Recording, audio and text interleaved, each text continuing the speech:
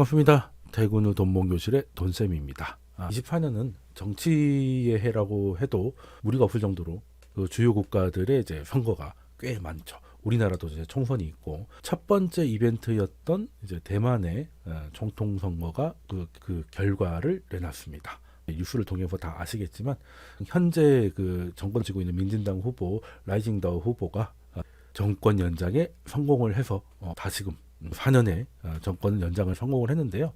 이거는 뭐 다들 아실 건데 좀 재미있는 게 있어서 마지막에는 허우유 국민당 후보가 조금 이제 따라붙는 여론조사 결과를 보이면서 뭐 경합이 될 수도 있다 이런 분석이 언론을 통해서 좀 많이 보이던데 결과는 좀 싱겁게 개표 초기 때부터 그냥 리드를 계속 이어갔던 게 이제 총통 선거의 결과였는데 다들 아실 거예요. 근데 대만 같은 경우는 총통 선거하고 우리로 치면 이제 총선이라고 생각할 수 있는 입법위원 선거를 같이 하는데 이 결과가 총통 선거하고 좀 다른 모습으로 나왔습니다. 일단 당선이 민진당 현재 여당이 된 거잖아요. 그러면 그 입법위원 선거 결과도 얼추 비슷하게 돼야 될 것 같은데 오히려 의석수는 줄었습니다. 민진당이 61석이었는데 10석이 줄어서 51석이 됐고요. 2위를 하고 이제 결국엔 정권 교체에 실패했던 국민당의 허우유 후보, 국민당 같은 경우는 38석이었다가 오히려 52석으로 14석을 확장을 시킵니다. 그리고 이제 민중당도 5석에다가 8석으로 늘렸는데 이걸 어떻게 생각을 해야 될까? 일단 총통이라고 하면 아무래도 우리나라로 치면 대통령 정도가 될 건데요. 대통령이 국가 안보, 외교 이런 쪽으로 권한이 많이 있으니까 대만이 이제 가야 할 길은 친중이 아니라 이제 반중, 친미라는 것을 대만 국민들도 총통 선거를 향해 의사 표시를 했는데 총통은 그렇고 보통 의회 같은 경우는 이제 나라 사람들을 많이 챙기는 정책 같은 것들을 입안하는 곳이니까 그 민진당이잖아요. 민진당이 민주진보당인데 진보당이다 보니까 가끔은 이제 굉장히 좀 과격한 진보적인 정책이 나올 때가 좀 있었습니다. 그러다 보니 거기에 대한 또 견제가 필요했다고 생각했는지 여기서는 오히려 이제 국민당의 의석수를 늘려주면서 절묘하게 균형을 잡았다라 볼 수 있지 않을까 뭐 이런 생각을 좀 해봤습니다. 이 사진은 저는 이제 선거 결과가 끝나고 나온 사진인 줄 알았는데 이게 투표소에서 사람들이 이게 투표를 기다리고 있는데 걸려 있는 국기들을 이제 찍은 사진이라고 하더라고요. 그럼 이건 사전 선거 운동이 아닐까 싶을 정도인데 미국, 대만, 일본, 한국이면 뭐겠습니까? 아시아에서 중국을 견제하는 자유진영의 주요 국가들 나와 있는 거잖아요. 그러면 이거는 뭐 사실상 라이징더 후보를 찍어라라는 무언의 압박인가 뭐 이런 느낌도 없잖아 받았는데 결과도 뭐 그렇게 나왔습니다. 중국 같은 경우는 아무래도 친중 후보, 국민당 후보가 되는 게 좋았을 거기 때문에 우리도 이제 양당이고 제3지대가 잘 안 되듯이 대만도 마찬가지였는데 중국이 후보 단일화를 해라라고 했는데 결국 이제 되지는 않았습니다. 후보 단일화가 됐으면 또 어떻게 됐을지 모르죠. 지금 이제 33.5대 40이기 때문에 만약에 통합을 했으면 또 국민당이 정권 교체했을지도 모르겠다는 생각을 드는데 사실 지금 여기 보면 그 민중당이 아직 의회에서는 조금 10석도 안 되는 좀 미미한 역할이지만 저는 앞으로 이제 이쪽이 좀 키워가지 않을까. 독립과 친미 이런 노선도 중요하지만 경제적으로는 그 민진당의 좌파적인 정책에 동의하지 않는 사람들이 좀 늘어나지 않을까. 그래서 아직 의회에서는 좀 약하지만 여기서는 분명히 그 가능성을 보여주지 않았나. 그러니까 제3후보 치고는 꽤 이게 왕따 나가지 않고 받을 만큼 받았다는 게 이제 그런 해석이 가능할 것 같습니다.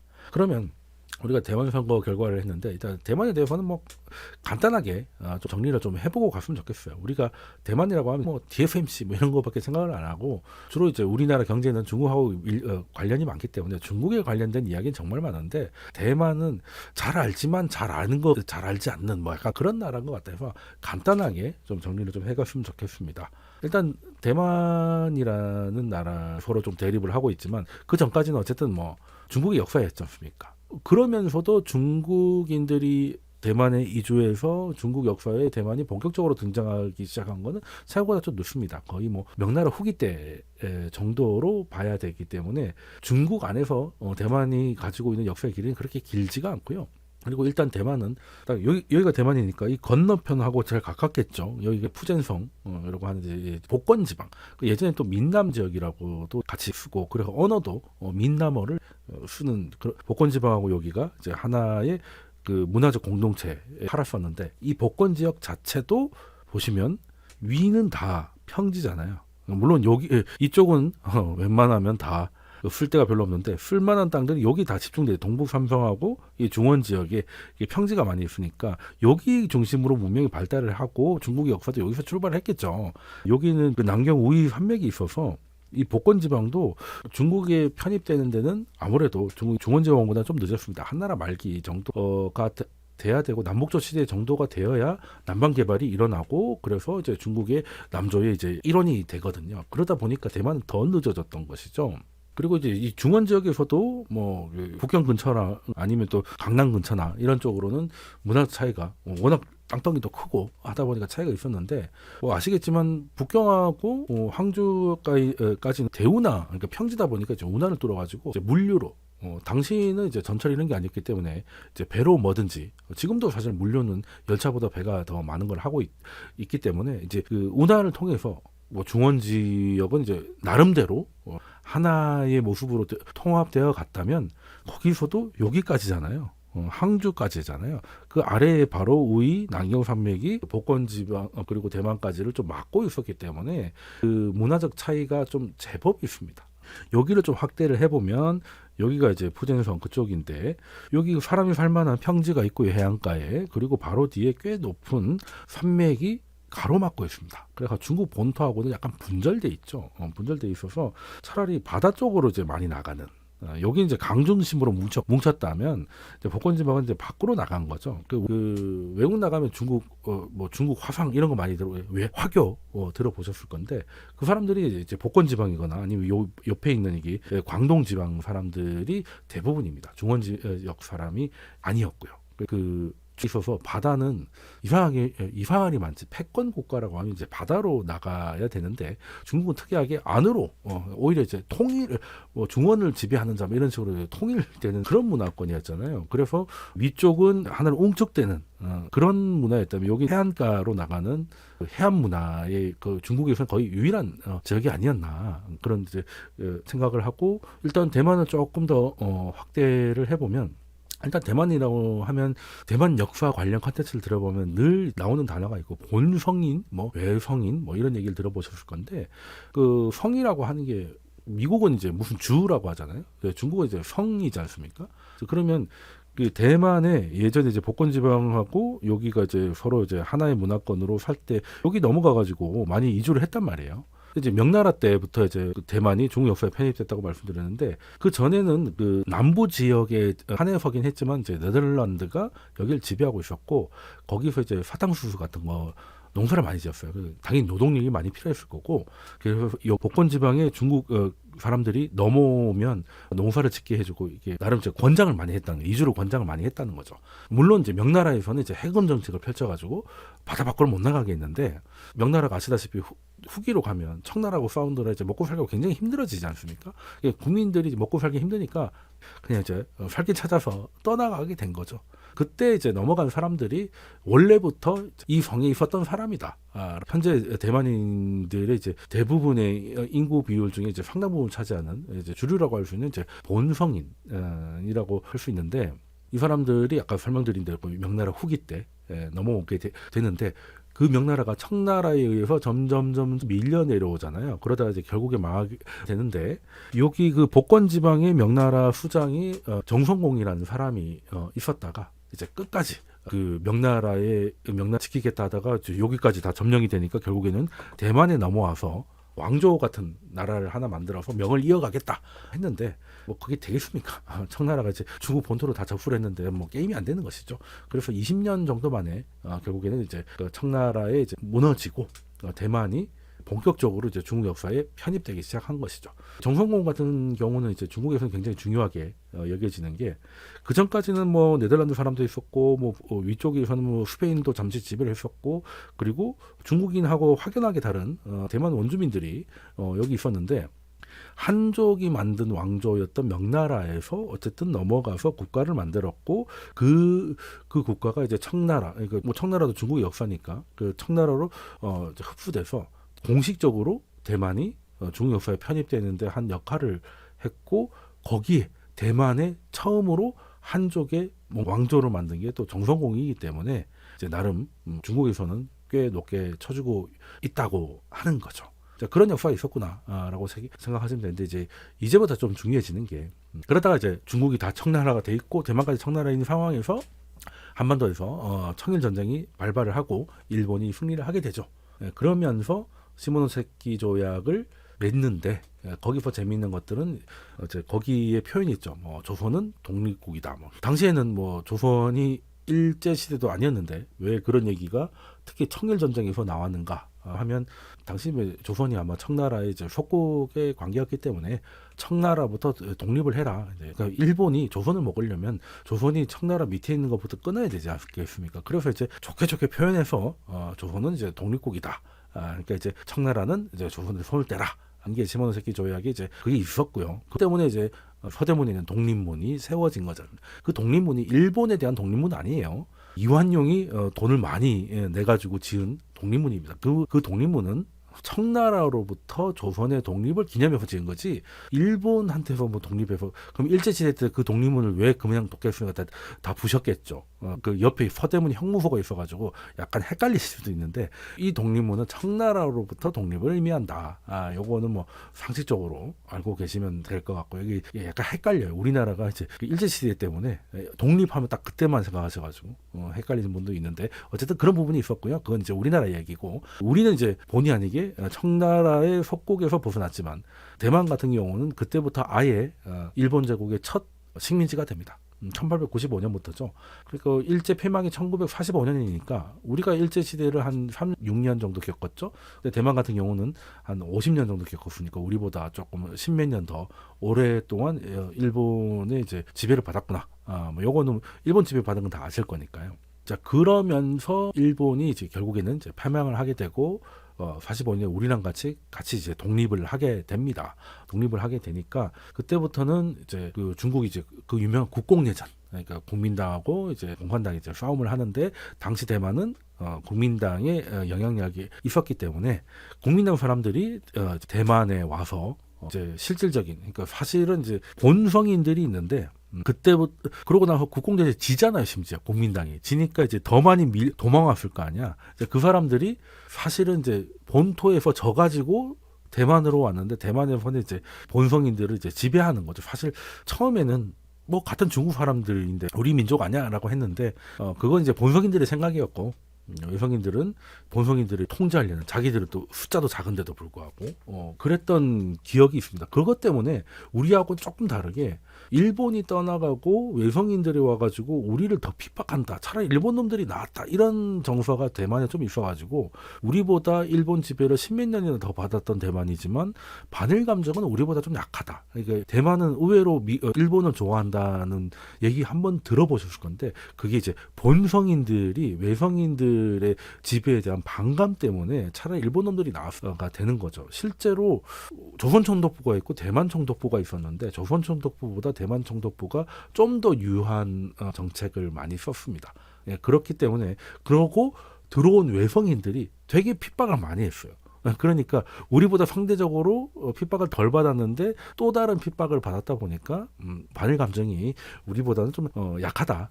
그런 배경이 있었구나 이해를 하시면 될 것 같고 그러면서 이제 대만이라고 하면 그 예전 명나라 때부터 넘어와 있던 본성인 명나라 때부터는 주로 이제 농사 때문에 넘어왔으니까 여기가 다 이제 이쪽이 서남 쪽이 평지니까 지금 이제 타이난 쪽 예전 한 거의 200년 정도를 이제 대만 수도는 여기였었거든요. 타이난 쪽으로 이제 많이 와 있고 지금도 민진당이나 본성인의 핵심 지역은 타이난입니다. 일제 시대가 열리면서 여기는 되게 멀잖아요. 여기 오키나와에서는 여기에 가까웠기 때문에 그래서 타이베이 지금 수도도 이제 그 타이베이죠. 여기가 발달을 하게 되고 그리고 나중에 설명드리겠지만 그 대만을 이제 IT를 육성시켜가지고 일본과 더불어 한국과 더불어 IT 공급망에 깊숙이 개입을 시켜서 공산화를 저지를 하는데 그러다 보니까 TSMC도 여기 북쪽에 있어요. 신주 지역에 있죠.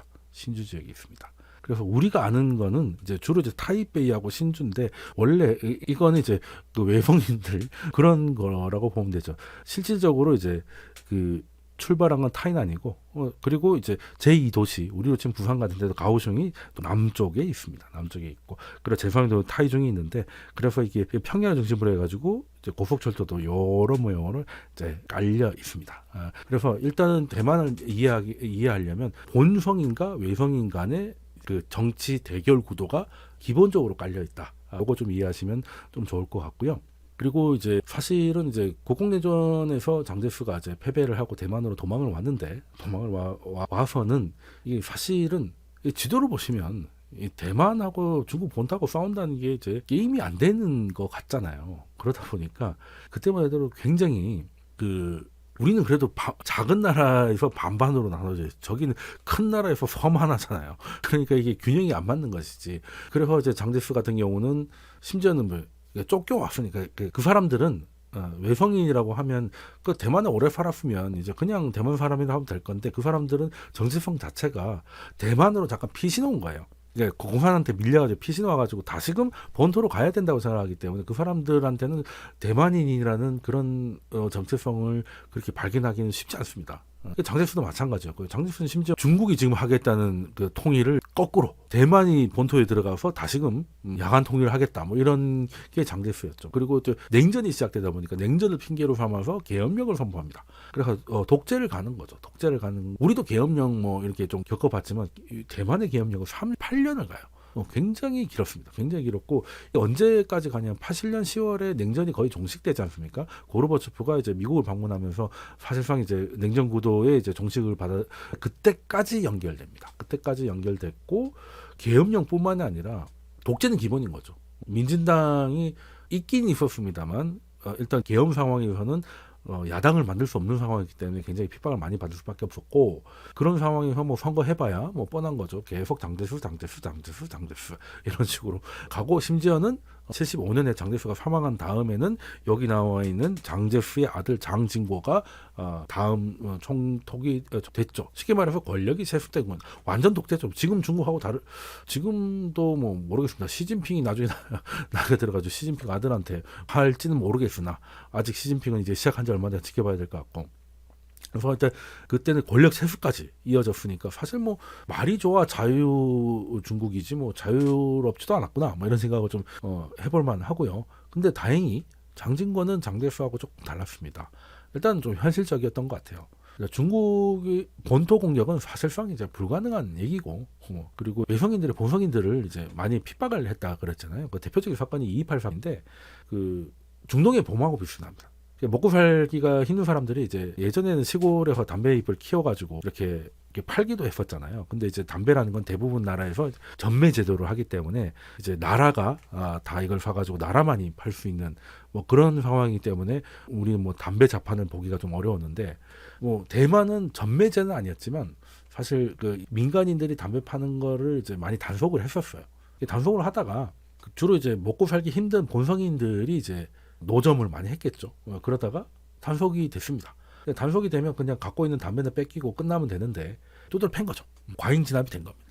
심지어 또 여성이었는데 여성이 완전 피범벅이 될 정도로 두드려 맞고 이런 것들이 이제 대중들이 그걸 보고 안 그래도 외성인들한테 억압받는 본성인들이 불만이 많았는데 그걸 보니까 이제 눈이 뒤집힌 거죠. 그래서 경찰서에 쳐들어가서 그 폭행을 했던 경찰도 때려 죽이고 그 옆에 있는 경찰까지 한 2-3명을 이제 때려 죽이면서 이제 일이 막 엄청나게 커져요.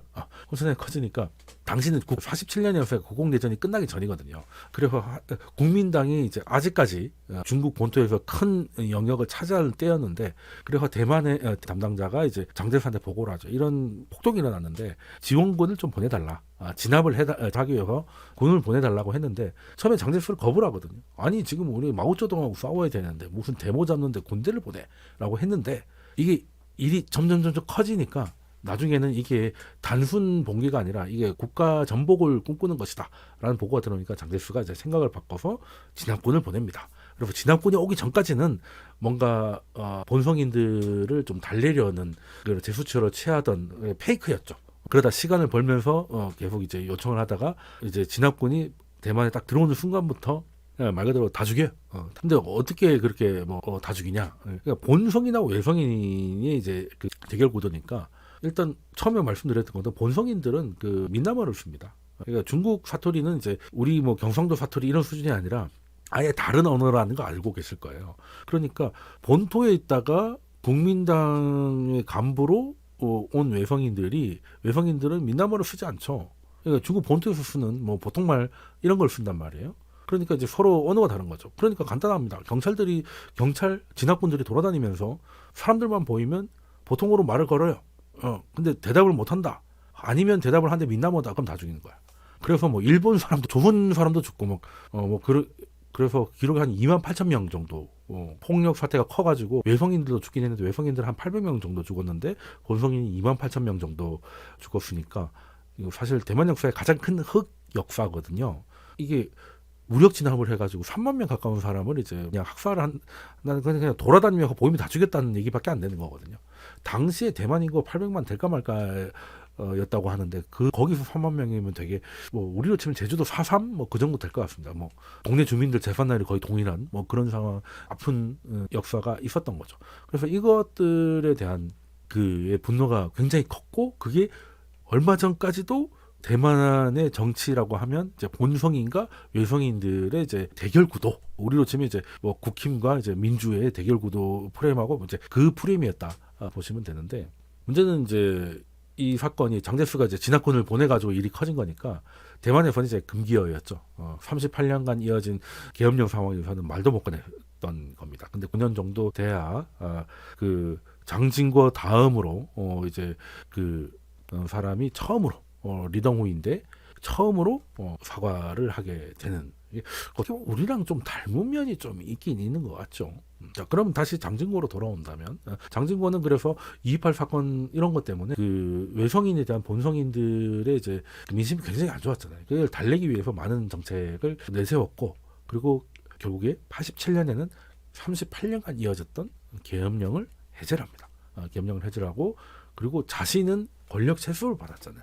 그래서 권력 세습을 중단시켜요. 물론 그때만 해도 직선제까지는 아니었죠. 근데 세습은 안 하겠다는 거예요. 아들한테 물려주는 건 아닌가. 직선으로 뽑는 건 아직 멀었는데 세습을 끊는 거예요. 그래서 장진고가 리덩후이를 지명을 했는데 리덩후이도 장진고의 이제 민주화의 초석 깔기를 계속 이어갑니다. 국민당 안에서 반대가 엄청났는데 총독 직선제를 도입을 했고요. 그리고 96년에는 처음으로 직선제가 실시했는데 그 직선제를 통해서 다시금 당선이 됩니다. 어떻게 보면 우리는 뭐 광주 민주화 운동이라든지 이런 식으로 투쟁에서 아래에서부터 민주화를 이뤄냈잖아요. 그렇죠? 그게 우리 87 6공화국 출발이잖아요. 근데 대만은 2.28 사건의 아픔 때문이었는지 위에서부터 혁명이 일어나서 직선제를 이뤄냅니다. 동북아시아에서 보기 드문 그런 사례라고 볼 수 있죠. 중국에 비해서 대만의 민주주의의 높이는 굉장히 높은 겁니다. 그런 걸 봤을 때. 자, 그래서 리덩후이는 이제 계속 이제 그 개혁을 이어나가죠. 국민당이고 장제스의 국민당이었지만 본성인들의 마음을 얻는데 성공해서 직선제 첫 총독이 96년에 들어옵니다. 물론 2000년 되면 이제 많이 들어보셨을 천수이벤 총통이 이제 민진당에서 처음으로 정권 교체가 일어난 거죠. 민진당으로. 사실 민진당은 계엄령 상태에서는 불법 정당으로서 핍박을 많이 받다가 결국에는 2000년에는 정권을 지게 되면서 민주주의에 이제 꽃을 이루게 되는 건데, 근데 천수이벤 같은 경우는 재선할 때는 굉장히 힘들게 됐고 막판에는 이제 부패 스캔들에 연루돼가지고 이제 구속까지 됐었죠. 그래서 끝이 좀 안 좋긴 했는데 어찌됐든 40년 가까운 계엄 상태에서 직선제를 통해서 무혈 권력 이동, 권력 교체까지 이뤄낸 게 대만의 민주주의의 이제 위력 아니면 이제 성과 같은 게 있었던 것이죠. 그리고 이제 그 장진고가 87년에 계엄령을 이제 해제를 하니까 중국도 사실 우리랑 똑같았거든요. 계엄령 상태에서는 중국 사람들은 대만 못 가고 대만 사람들은 중국 못 가는 상태가 이제 30년 넘게 이어지면서 이산가족도 많았습니다. 이산가족도 많아서 우리도 이제 남북 대화하면서 처음으로 한 게 이산가족 상봉, 뭐 이 사람을 모르십니까? 막 하면서 TV 프로그램 이 사람을 모르십니까? 뭐 무형 문화재, 국제 문화재로 지정이 될 정도의 행사가 있었잖아요. 그러니까 중국도 마찬가지입니다. 중국도 이제 이산가족 상봉을 하고요. 그리고 90년 정도 되면 중국이 이제 경제적으로 엄청나게 발전을 하게 되니까 여기서 이제 대만 사람한테도 기회를 줍니다. 이제 서로 교류를 할 수 있게 해준 거죠.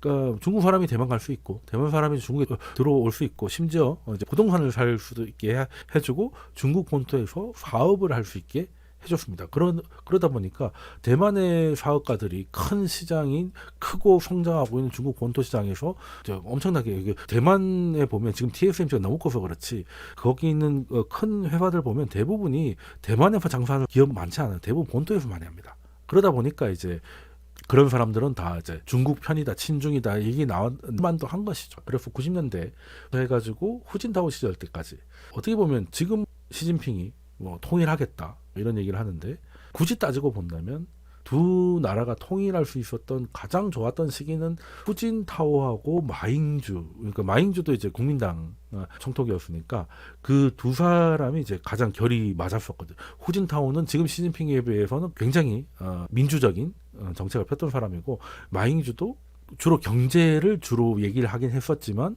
중국에 대해서 거부감이 별로 없었고 이번에 그래서 마잉주 이제 국민당 도와준다고 뭐 시진핑을 믿으라 이런 얘기했다가 오히려 후폭풍으로 선거에 졌다 이런 분석도 있는데 뭐 그럴 만도 한 것 같아요. 근데 그때 지금은 그렇지만 마잉주 총통일 때는 되게 분위기가 좋았습니다. 그때는 중국 경제가 너무 좋았을 때니까 그냥 중국하고 뭐 싸우고 자시고 할 거 없이 그냥 같이 돈이나 잘 벌자 뭐 이런 분위기가 사실 있긴 했는데 문제는 이제 후진타오와 마잉주 시대가 끝나고 나서부터는 이게 시진핑으로 넘어오면서부터 이제 중국이 본색을 드러나기 시작하는데 이제 대표적인 게 이제 14년에 우산혁명.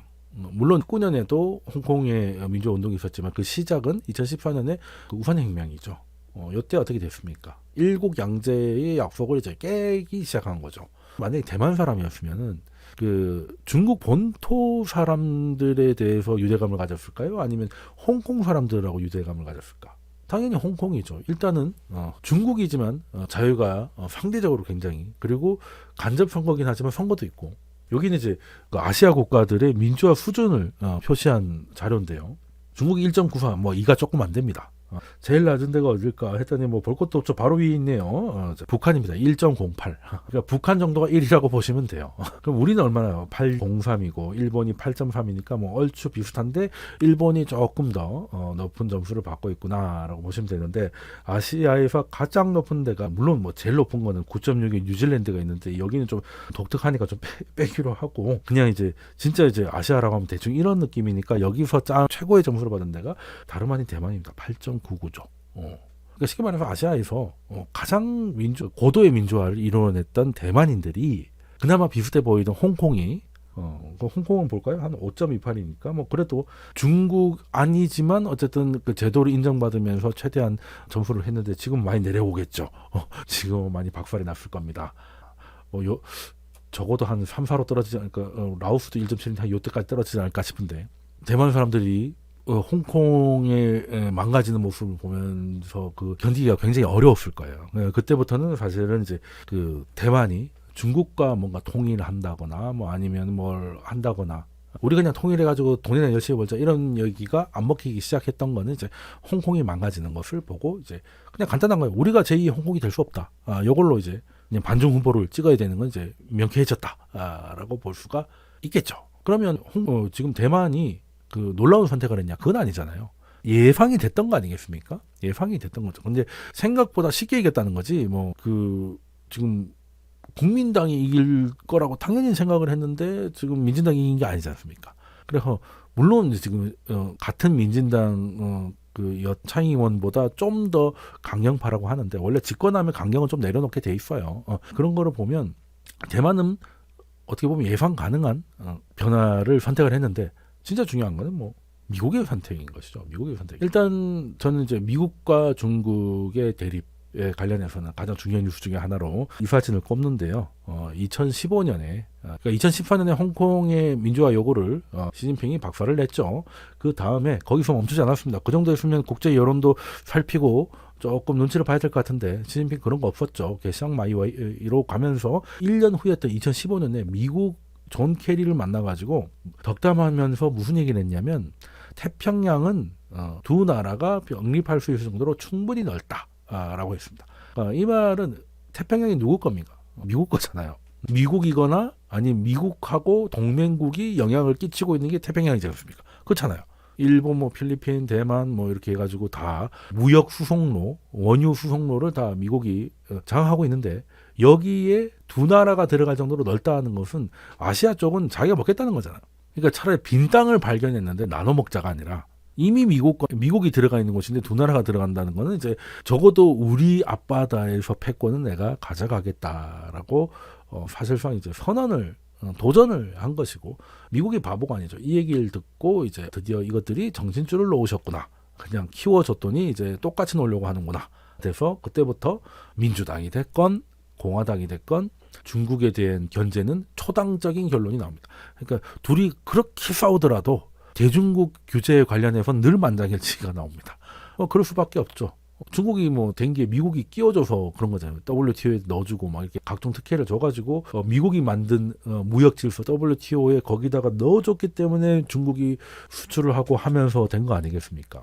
엄밀히 말해서 미국은 iOS를 깔아놓은 건데 거기에 중국이 앱으로 들어온 거예요. 근데 앱이 iOS를 깔려고 하니까 OS에서 그냥 차단 깨갱하는 것이죠. 그렇다고 보시면 되는데 물론 여기에 트럼프식 제재가 있고 민주당식 제재가 있습니다.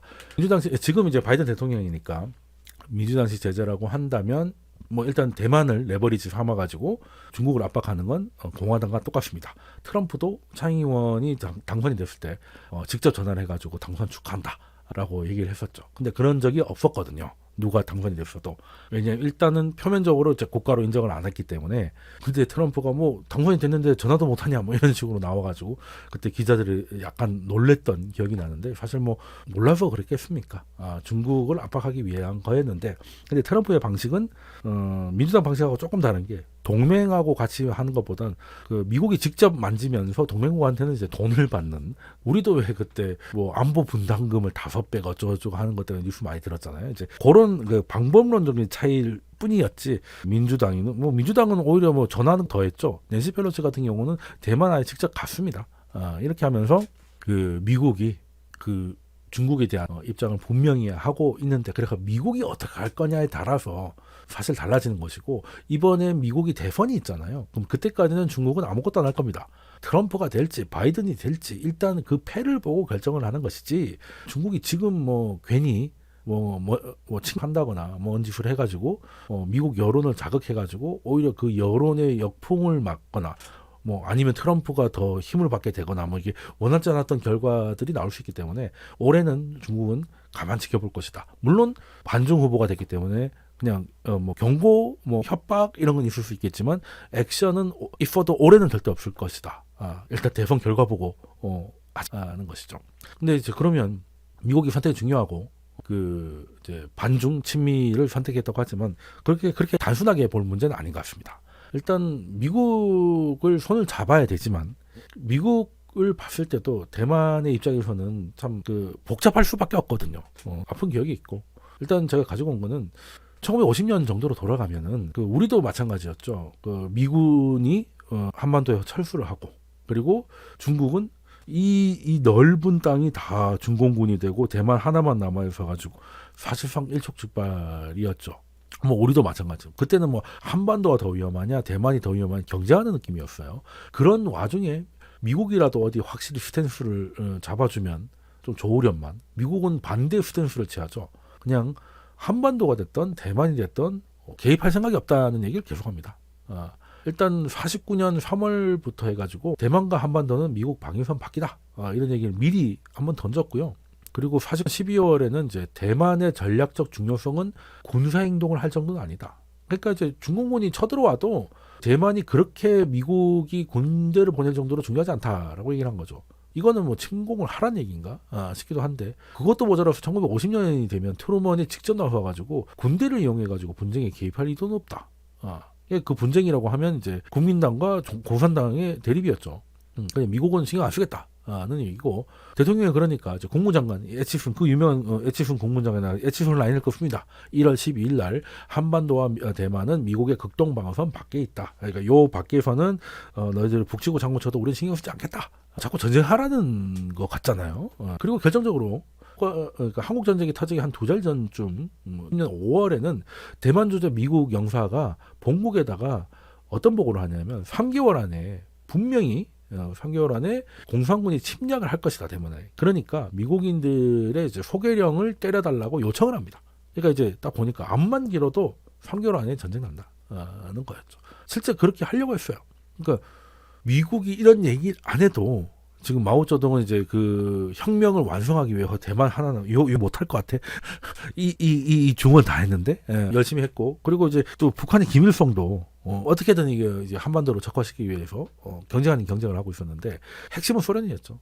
핵심은 소련이었습니다. 일단은 마오쩌둥도 막 김일성의 남침을 지지하고 있었는데 문제는 이제 서로 이제 시기가 달랐던 거죠. 마오쩌둥도 그래.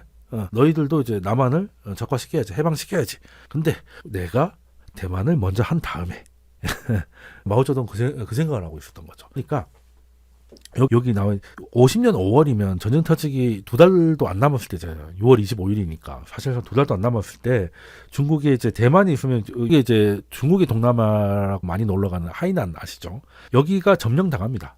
여기도 국민당이 있었는데 여기서 쫓겨나요. 밀려 나간 거죠. 그러니까 이제 5월이 이렇게 되니까 이걸 보고 대만에 있는 미국 영사가 3개월 안에 쳐들어온다. 그러니까 미국인들 소개령 내려달라. 그 얘기를 한 거였거든요.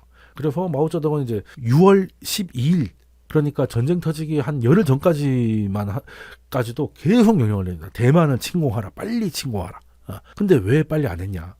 결과적으로는 못했잖아요. 대만 침공을 못했죠.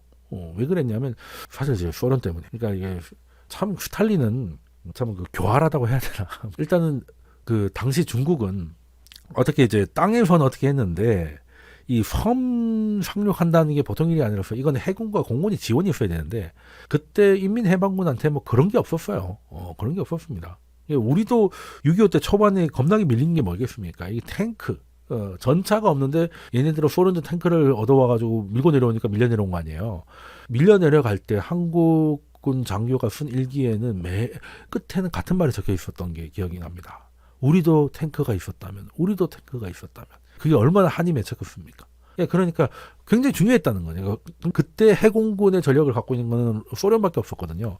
그러니까 마오쩌둥도 김일성도 굉장히 구체적으로 스탈린한테 요청을 합니다. 언제까지 몇 대를 보내달라, 굉장히 구체적으로. 그렇게 하면 이거 가지고 전쟁을 이렇게 하겠다, 저렇게 하겠다 했는데 김일성도 머리가 좋은 거야. 김일성의 눈치하고 스탈린의 교활함이 딱 맞물린 거예요. 그러니까 소련 입장에서는 지금 이제 대만이 자기들 표현대로 해방되는 게 중요하겠습니까? 한반도 전체가 해방되는 게 중요하겠습니다. 소련 입장에서는 한반도가 급하죠. 일단은 대만은 소련에서 갈 방법도 없어요. 한참 떨어져 있고 별로 중요하지도 않습니다. 근데 북한은 러시아가 연결돼 있고 그리고 그런 북한이 한반도 전체를 해방시킨다면은 러시아가 꿈에도 그리던 부동을 막말로 부산항을 같이 쓰게 되지 말란 법 없지 않습니까? 그러면 같은 값이면 마오쩌둥보다는 김일성을 도와주는 게 차라리 나은 거죠.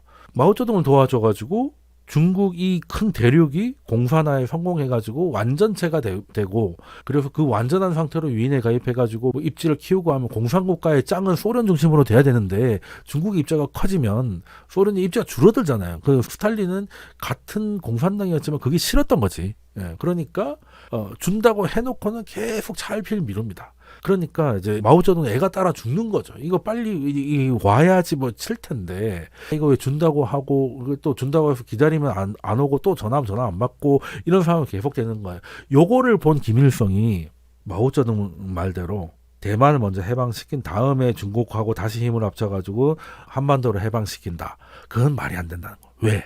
미국이 지금은 H 라인이 어쩌고저쩌고 하면서 그냥 손 안 댈 것처럼 얘기하지만 대만도 적화됐는데 남한까지 적화되는 걸 미국이 그냥 두고 볼 리가 없다는 걸 잘 알고 있었던 거예요. 그러니까 소련한테 최대한 빨리 받아가지고 좀 부족하더라도 먼저 선방을 날려서 우리가 먼저 해야 된다는 거죠. 그래야 두 번째 할 때는 미국이 굉장히 호전적으로 나왔기 때문에 아예 못할 수도 있다. 그 생각을 했는데 요거 적중을 했죠. 그래서 6월 25일 날 남침이 시작됐는데 그 마오쩌둥을 그냥 외신 보도로 알았다고 하잖아요. 어떻게 보면 이제 김일성한테 뒤통수 맞은 것이죠. 그래서 원래 중국하고 북한하고 원래 사이가 좀 안 좋습니다. 원래 그랬잖아요. 뭐 지금 하다가 김정은도 그 얘기하잖아요. 일본은 뭐 100년의 원수면 중국은 1000년의 원수다. 뭐 한 것도 이제 사실 이런 경쟁 관계가 없잖아 있었고 그러다 보니까 전쟁이 여기서 땅 터지고 나니까 미국이 김일성은 그래도 두 번은 용납 안 하고 하나는 용납할 줄 알았는데 미국이 갑자기 돌변하는 거죠. 하나도 용납할 수 없다. 그래서 갑자기 아무것도 안 할 것 같이 그러던 미국이 필리핀에 있던 칠함대를 대만 쪽으로 보내버립니다. 그러니까 사실상 미국이 항공모함이 없어도 항공모함이 없어도 지금 해공군 전력이 없어가지고 대만을 얻지 못하던 그런 중국이 대만 공격은 사실상 완전 나가리가 돼버린 것이죠. 그래서 이제 흔히 이제 한국 전쟁이라고 하면 일본이 굉장히 경제적 이익을 많이 봤다. 그래서 이제 경제 발전의 토대를 마련했다. 이런 얘기는 잘 알고 계시잖아요. 그것도 맞는 얘기인데 대만은 나라가 없어질 뻔하다가 한국 전쟁 때문에 산 겁니다. 사실은 그때 국제 정세를 보면 여기가 됐든 두 군데에서 다 전쟁을 할 수 있는 상황은 아니었어요. 만약에 중국이 당시에 대만을 침공했다면 한국 전쟁은 일어나지 않았을 수도 있죠. 그러니까 역사는 메이비가 없다고 하지만 어느 정도였냐면 중국이 그렇게 6월 12일까지도 그렇게 적극적이었던 중국이 한국 전쟁 발발로 미군이 참전 의사를 밝히니까 대만 그 본섬은 고사하고 자기 땅에서 바로 2km 떨어져 있는 섬 하나도 접수를 못합니다. 아신 분은 아시겠지만 여기가 금문도가 있고 이게 한자로 이제 진먼도라고 하는데 이 금문도는 여기입니다. 이거 사실 대만 옆에 붙어 있는 게 아니고 이제 그냥 중국 땅에 붙어 있는 거죠. 그리고 옆에도 섬이 하문도라고 해서 하나 있는데 얘는 중국 거예요. 가까운 거리가 1.8km거든요. 1.8km면 한강에서 좀 넓은 데가 2km 좀 넘거든요. 그 한강 다리 정도의 다리를 하나 넣으면 서로 왔다 갔다 할 수 있는 거리 가까운 섬인데 그거 하나를 점령 못했어요. 꼭 뭐 미군이 함대로 와서 도와줘서 그런 게 아니라 그때 국민당이 패배를 하고 도망을 가니까 여기서 모여가지고 넘어가고 있었는데 여기를 통해서 넘어갈 걸 알았으니까 인민군이 먼저 가서 이 금문도를 어떻게든 접수를 하면 이렇게 나가기가 쉽지 않잖아요. 그러니까 그 국민당을 소탕할 수 있겠다라고 해가지고 금문도에 보냈는데 이상하게 중국 애들은 배만 타면 병신이 되는 것 같아. 그냥 아마 국민당이 중국 공산당하고 싸운 전투 중에서 가장 큰 승리를 거둔 게 이때로 기억을 합니다. 그러니까 마지막 도망갈 때 도망을 못 가게 하는 거를 크게 이어가지고 도망가는데 성공을 해요. 그리고 이 섬도 심지어 금문도도 아직도 대만입니다. 누가 봐도 이건 중국 땅 같잖아요. 여기 또 하나 더 있어요. 금문도에도. 근데 금문도에서는 이제 몇 번의 교전이 있었기 때문에 좀 더 유명한 것이죠. 그 49년에 이제 넘어가면서 그때부터 이제 대만하고 중국이 치고받고 있는 상황이 되는데 해결이 계속 안 되고 이게 54년에 한국전쟁 54년에 휴전이 되고 그때 이승만 대통령이 대만에 방문을 합니다. 우리랑 좀 비슷하잖아. 그래서 공산당을 이제 박멸하자 뭐 이런 것도 하고 했었어요. 그러고 나서 그때 한국은 이제 한미 상호 방위 조약을 이제 맺었죠. 그래서 대만은 내심 그게 좀 부러웠던 거지. 근데 54년에 한국전쟁 끝나고 1년 후에 금문도에서 이제 포격전이 일어납니다. 포격전이 일어나고 이거를 가지고 이게 미국도 그런 거죠. 중국이 진짜 대만을 포기를 못하는구나 라고 해서 1년 있다가 55년에 미국과 대만이 상호 방위 조약을 체결하기에 이릅니다. 그러고 나서도 3년 8년에 양측에서 60만 발을 쏘는 그런 포격전이 있었는데 본격적인 전쟁을 한 건 아니고요. 그냥 계속 쏘기만 하다가 흐지부지 됐습니다. 나중에는 답이 없으니까 그러니까 월, 화, 수는 이제 중공군이 쏘고 화수목은 대만이 쏘고 뭐 이런 식으로 끝낼 수도 없지 뭐 이렇게 하다가 그냥 미국이 중국하고 이제 수교를 시작하면서 심화이 됐던 그런 게 있는데 그러니까 대만 본토 침략을 고사하고 자기 집 앞에 있는 문 앞에 있는 이 섬조차도 제대로 접수를 못했던 게 중국의 현실이다. 그리고 중국의 삼국지 이런 거 다 읽어보면 아시겠지만 다 땅의 싸움이다. 바다에서 뭐 하는 게 없어요. 그러니까 패권국이 되려고 하면 해군이 강해야 되고 해양 강국이어야 되거든요.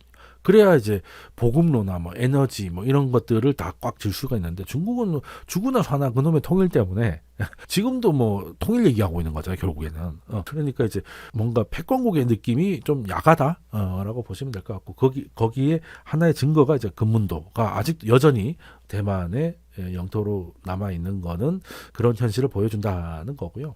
만약에 진짜 뭐 문제가 생긴다면 또 54년에도 그랬고 58년에도 그랬듯이 본토를 때리긴 그러니까 그문도에도 뭔가 문제가 생기지 않을까라는 생각을 해볼만 하죠. 해볼만 합니다. 그러니까 지금은 아는 사람은 아는데 나중에 이런 금문도라는 섬이 있다는 걸 알게 되는 거는 그 말인즉 뭔가 사건이 터졌다는 거죠. 계속 몰랐으면 좋겠습니다. 지금 당장은 뭘 하진 않을 것 같아요. 그래서 역사라는 게 재밌습니다. 다 얽혀 있고 그래서 지금 그 대만의 이제 안보 상황이 한반도랑 연결돼 있다는 얘기가 나오는 것도 무리가 없는 거죠. 서로가 지금 연결되어 있다 보니까 지금까지 얘기 들어보면 대만에 전쟁이 나야 우리나라가 더 안전해지는 건가?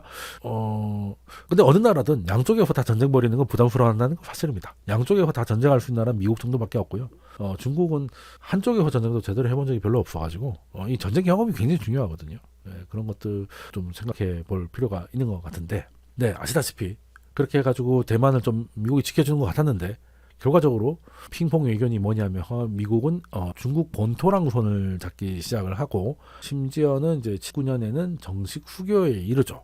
뭐 수교까지 하는 건 좋은데 대만의 관계를 정리하는 걸 요구하다 보니까 유엔에서도 중국을 대표하는 중국은 이제 중국 본토로 되면서 대만과 관계를 끊는 일들이 많아졌죠. 그때 사실 대만은 미국한테 좀 배신을 당했다고 봐도 그렇게 어렵지 않을 것 같은데요. 근데 그렇다고 완전히 놓은 건 아닙니다. 19년에 그 중국하고 수교를 하지만 대만과는 좀 독특하게 갑니다. 그러니까 정식 외교 라인을 할 수 없잖아.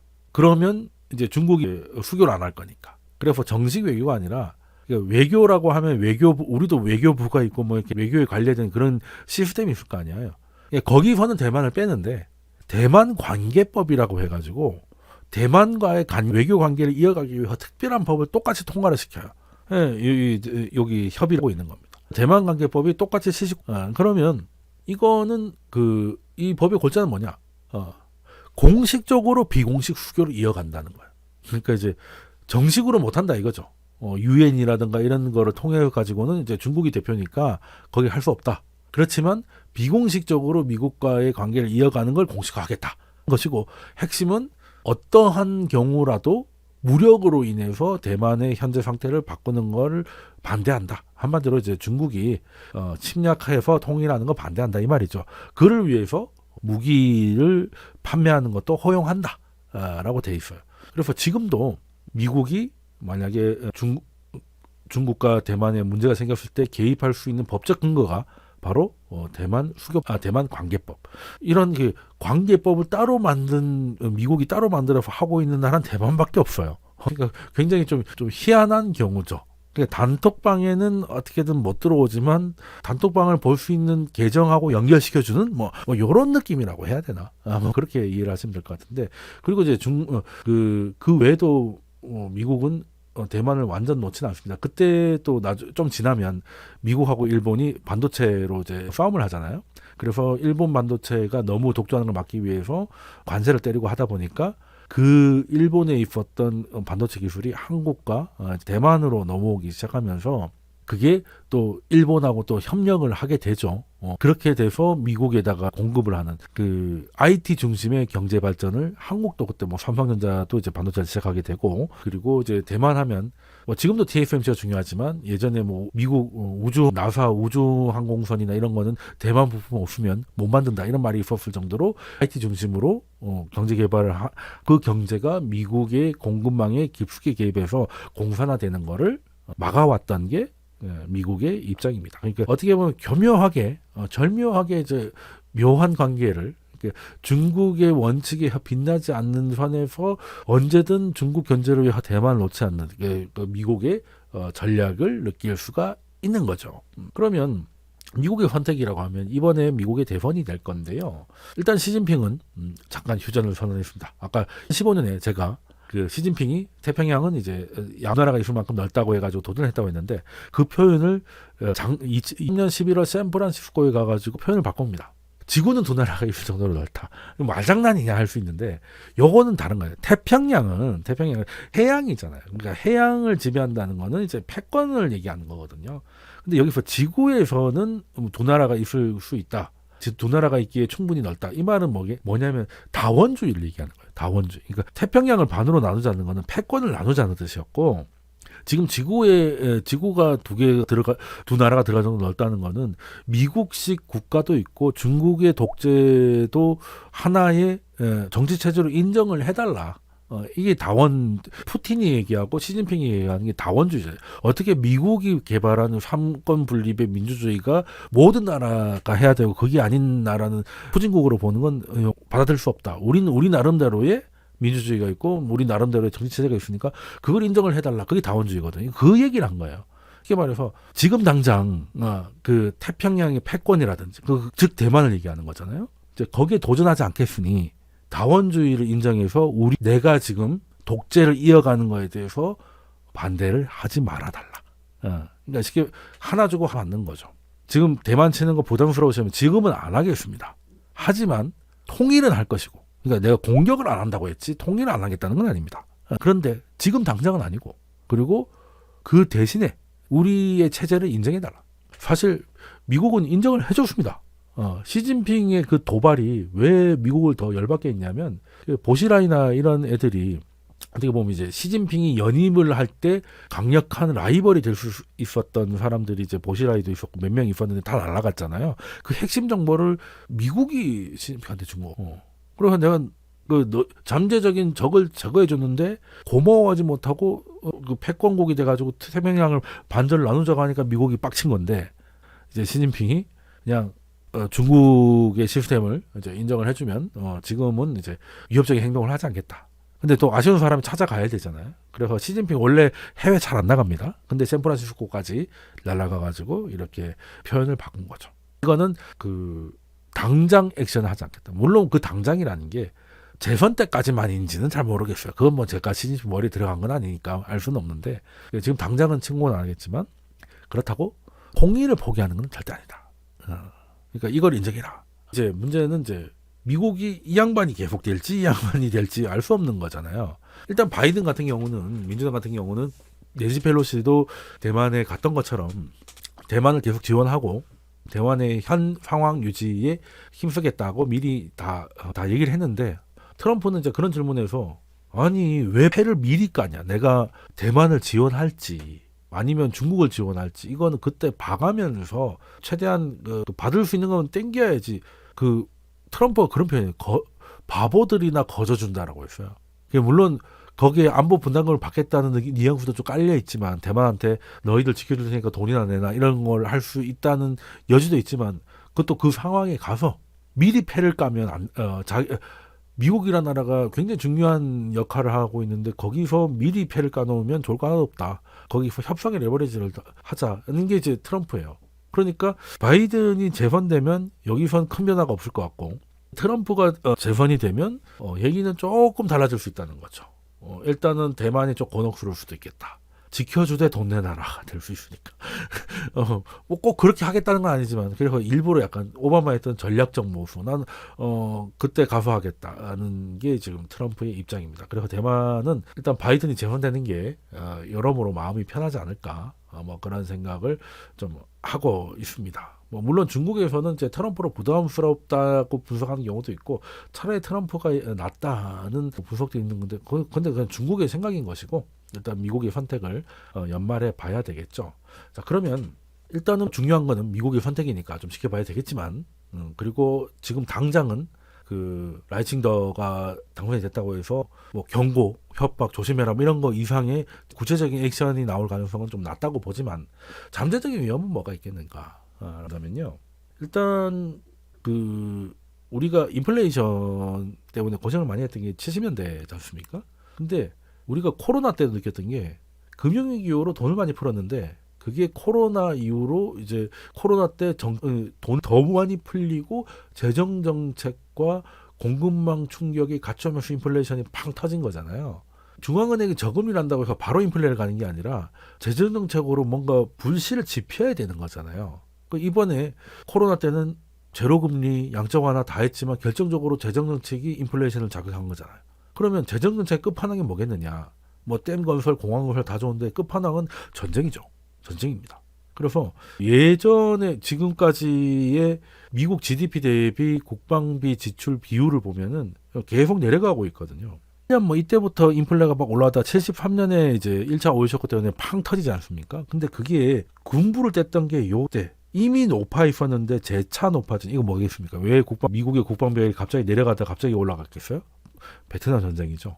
이것 때문에 안 그래도 높은 상황이었는데 재차 높아진 상황에서 돈이 많이 풀려 재정 정책으로 돈이 많이 풀려 있는 상황에서 오일 쇼크라는 공급망 충격이 오니까 이번 코로나 때처럼 인플레가 팡 터졌던 것이고 그 이후로는 계속 내려갔으니 재정 정책이 자꾸 내려가니까 인플레가 맞아들었던 것이죠. 그래서 지금은 역대 가장 낮습니다. 지금 미국이 뭐 중동이나 이런데 자꾸 군대박을 하면서 국방비가 이제 줄어들고 있었고 그 사이에 화폐 유통 속도 있잖아요. 그러니까 돈을 뭐 예를 들어 양적 완화로 100억 달러 찍었다고 쳐요. 근데 그게 특정 은행의 지준으로 가만히 있으면 그게 인플레 자극하겠습니까? 그게 아니라 계속 대출이 나가고 그 대출을 해서 돈을 돌리잖아요. 그래서 이제 돈의 회전이 빨라지면 1억이 100번 돌면 100억이잖아. 그런 식으로 화폐 유통 속도를 봐야지. 화폐 유통 속도는 최근에는 계속 내려오고 있었다가 코로나 이후로 이제 인플레이션이 오면서 지금 고개를 약간 들고 있거든요. 물론 수준이 예전에 비해 낮은 건 맞는데 이게 계속 그러니까 90몇 년도부터 계속 내려오기만 하다가 지금 의미 있는 반등을 한 거잖아요. 이 상황에서 미국과 중국이 대만을 위주로 한 그 약간 예전에 냉전 때처럼 곡간 털기 그러니까 국방비를 많이 쓰는 그런 걸 하게 되면 요게 올라가고 얘가 올라가면 인플레가 좀 자극될 수도 있다. 근데 지금 당장 미국이 뭐 대만 문제든 무슨 뭐 우크라이나 때문에 국방비를 지금 늘리고 있지는 않거든요. 돈을 많이 쓴 건 맞는데 국방비가 여기에 드러날 정도로 의미 있게 올라가지는 않았거든요. 근데 이게 만약 올라간다면 앞으로 이제 지정학적 위험이 커지고 해서 이게 올라가고 금리가 높다 보니까 금리가 낮으니까 돈이 안 도는 거였거든요. 우리도 왜 금리가 1%일 때는 뭐 어디 대충 뭐 한 몇천만 원이 있어도 그냥 내비두는 경우도 좀 있잖아요. 어디 뭐 이자 받을 데도 없으니까 주식할 거 아니면. 근데 뭐 몇 프로 이자 준다고 하면 저기다 넣으면 이자가 얼마가 되네 하고 돈을 좀 이렇게 움직이게 되지 않습니까? 금리가 높아지니까 금리가 높아진다는 건 노는 돈이 아깝다는 거예요. 돈을 굴리는 비용이 비싸니까 그냥 놀면 안 되는 것이지. 그래서 이게 올라가고 있고 이 두 개가 만나면 뭐 물론 70년대처럼 하이퍼 인플레까지 이런 것까지 미국이 베트남 전쟁처럼 7년 동안 뭐 돈 뿌리고 이런 건 아닐 거기 때문에 그 정도는 아니겠지만 그 인플레이션이 지금 내려오고 있잖아요. 내려오는데 하방 경직성, 그러니까 내려오는 속도가 좀 느려지면서 점점 안 내려오는 수준이 연준 목표보다 좀 높을 수 있는 그런 위험은 있을 수가 있겠다. 요거는 이제 지금 당장 이렇게 된다는 건 아니고 요걸 한번 지켜보자는 얘기인 거예요. 그래서 결론적으로 정리를 쭉 굉장히 길게 많은 말씀을 드린 것 같은데 대만은 어떻게 보면 균형적인 선택을 좀 한 것 같고 근데 정작 중요한 것은 미국의 선택에 따라서 달리기 때문에 그 미국이 선택이 결정이 나는 올해 말까지는 미국이든 중국이든 뭐 이렇다 할 뚜렷한 액션을 하지 않을 것이다.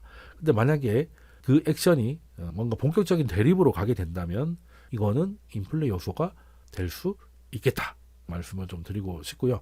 앞으로 어떻게 될지 이런 것들 이게 또 역사 얘기하고 하다 보면 이게 본연이 좀 길어져요.